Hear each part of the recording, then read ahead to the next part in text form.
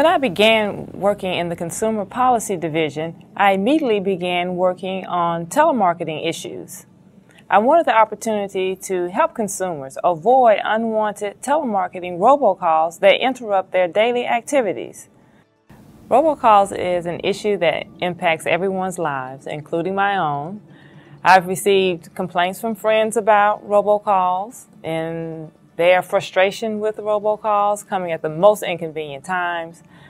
I've had people say that their banks have even called them, offering them credit cards when they've not given authorization for such calls.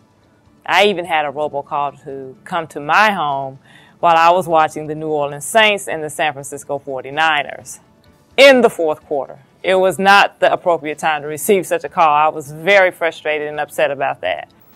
Our initial rules required prior express consent for these calls. But with the new rules, telemarketers must have the consumer's prior express written consent for such calls. I've had a situation where my mother has even had problems receiving these calls, and she has expressed equal frustration, as you probably can imagine. She's been at home and received calls about various promotions for different sales from department stores when she knows she's not given consent for these types of calls. One of my biggest frustrations with robocalls is figuring out how to make them stop. Right now, you have to actually make a return call to the telemarketer to ask them to please stop calling you. Now, with the new rules, you will be able to simply press a couple buttons and the robocalls will stop. I think that's a winner for everyone.